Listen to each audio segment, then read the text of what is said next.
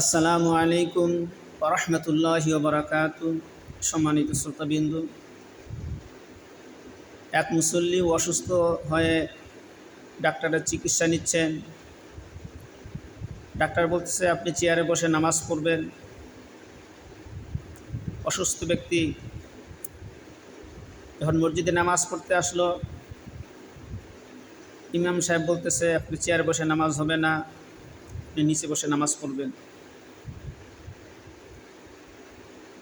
এই মুসল্লি, অসুস্থ মুসল্লি,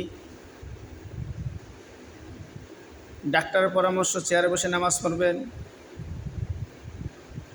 আলেমের পরামর্শ নিচে বসে নামাজ পড়বেন অথবা দাঁড়ায় নামাজ পড়বেন অথবা শুয়ে নামাজ পড়বেন। আমরা সাধারণ মানুষ কি করব? এই জন্য আমরা জ্ঞান সংগ্রহ করব জ্ঞানীদের কাছ থেকে, আমরা এলেম সংগ্রহ করব আলেমদের কাছ থেকে, আমরা আমল করব আলেমের পরামর্শ অনুযায়ী, আমরা চিকিৎসা করব ডাক্তারের পরামর্শ অনুযায়ী।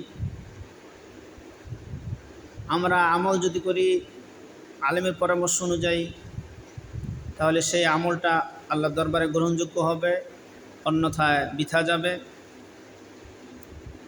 আমরা চিকিৎসা যদি ডাক্তারের পরামর্শ অনুযায়ী করি, তাহলে আমার সুস্থ হওয়ার সম্ভাবনা আছে, অন্যথায় অসুস্থ হয়ে মারা যাওয়ার সম্ভাবনা আছে। এই জন্য আমরা যে বিষয় বিশেষজ্ঞ, আমরা তাদের কাছ থেকেই সেই বিষয়ের পরামর্শ নিব ইনশাআল্লাহ। আল্লাহ তাআলা আমাদের সকলকে বুঝার আমল করার তৌফিক দান করুক। সকলে বলে আমিন। আসসালামু আলাইকুম ওয়া রাহমাতুল্লাহি ওয়া বারাকাতুহু।